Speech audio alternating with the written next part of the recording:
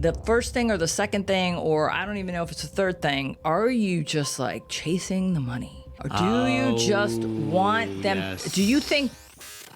Welcome to Biz Glitch number 135. It's May 14th, 2024. 366 days in the year, which gives us plenty of time and plenty of room to give you one mistake or glitch of the day. What are we talking about today, Linda? Today is a continuation from yesterday where we talked about how to build your database, because the stat that I recently learned was 25% of our database goes by the wayside every year. So we have to be in constant motion of attracting leads and prospective clients Replenishing, and so on.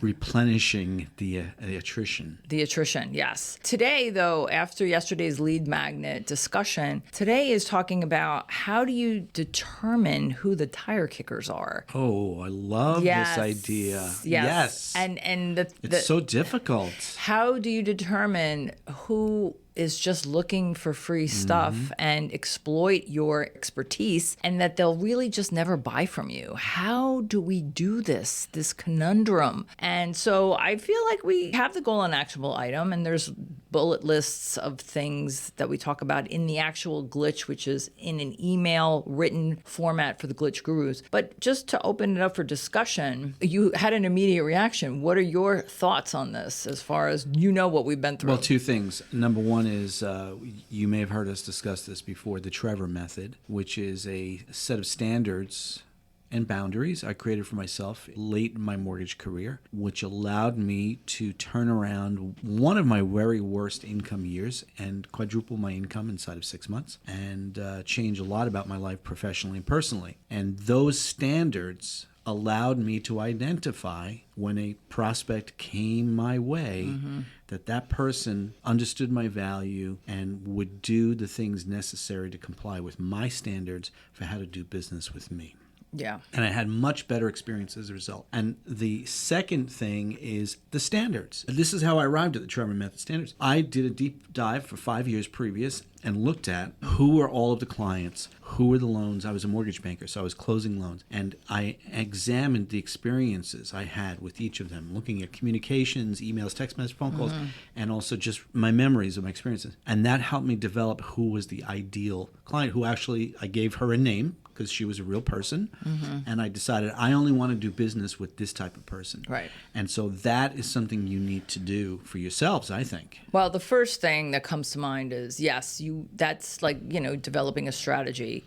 But it tells you, that answers that question. Who is somebody that's a target you want market. to do business with? Yes. How do you tell the difference between a tire kicker? Okay, that's a target market conversation, which is definitely a first step. But before you can even know if this person that you've never talked to before that's coming into your system or entering your space, whether it's on Instagram or YouTube or downloading a lead magnet, I think the first thing is identifying certain behaviors that you might have experienced in the past with someone that has not bought from you, right? So do they keep coming back with, I have another question. What about this? Or they just email out of the blue with a question like, you're just on call waiting on standby to give away this free advice. And those people are definitely out there. But in early days of my insurance, and insurance is a commodity type product, right? And with insurance, you really had to kind of develop a rapport and a relationship, because having an insurance policy, there's a length of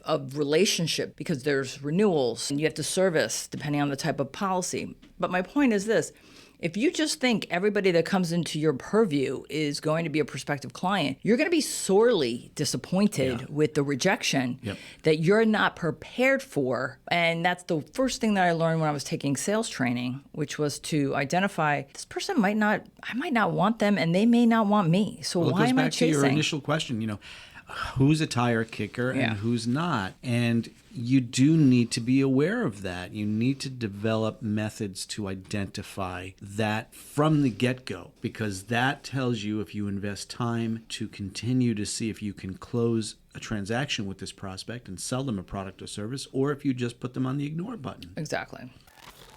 as far as the goal and actionable item, we have a list of considerations that could assist with developing a process, a method for you to, even if it's a work in progress, isn't something that can really just happen. You have to kind of live through it to know some examples of previous experiences that could say, oh yeah, I know how I did that and it didn't work out. You know, so it's in the email for the Glitch Gurus.